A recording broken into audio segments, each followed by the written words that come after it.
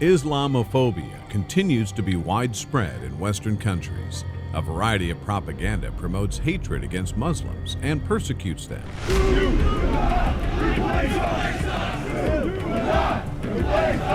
Numerous anti-Islam actions features hate speeches and posters degrading Muslims' dignity. From the essence of all these measures, it seems that these things are managed by some forces, that behind them is an organization that makes people hate each other.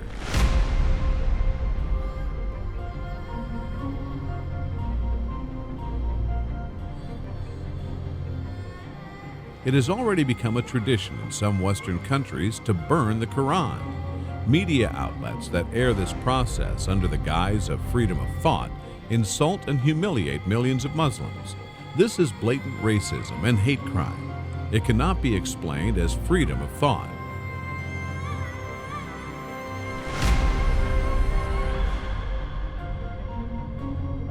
Wars taking place in the world and the subsequent refugee migrations allow Islamophobic tendencies to grow.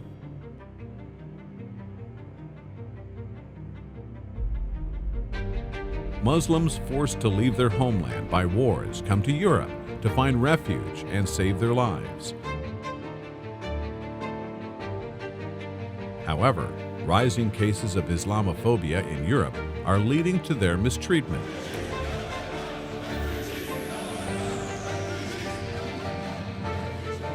Currently, in some Western countries, there is a selective attitude towards Islamic countries, and Islamophobia has become state policy in some countries.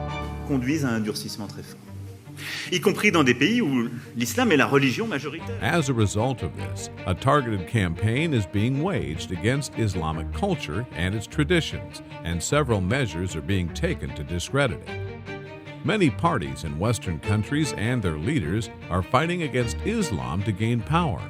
They believe that in this way, they will gain more votes from incredibly chauvinistic and nationalist circles and seize power. They'll be able to expel people professing the Islamic religion from the country.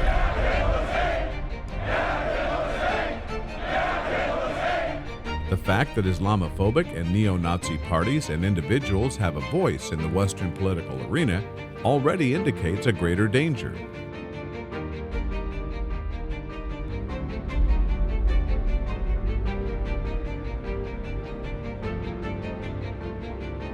One of the other steps taken to discredit Islam is that some Western countries are funding terrorist organizations and creating various radical groups in the name of Islam.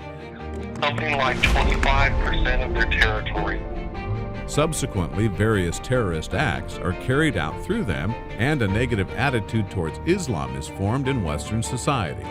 Attempts are being made to defame, denigrate, and equate Islam with terrorism.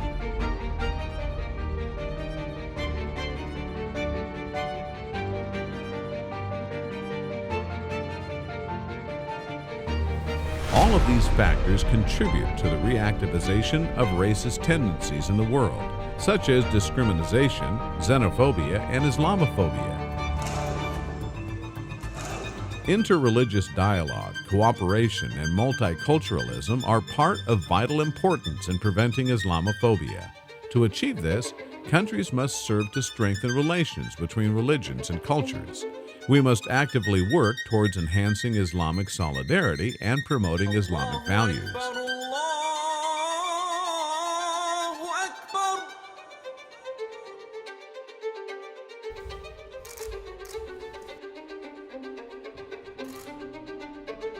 Countries around the world must prevent the rise of religious discrimination and stop the spread of religious conflicts.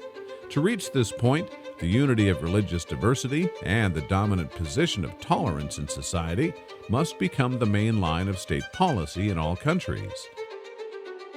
We need to promote multiculturalism. Great efforts are of vital importance for the formation of multicultural societies and the promotion of these ideas.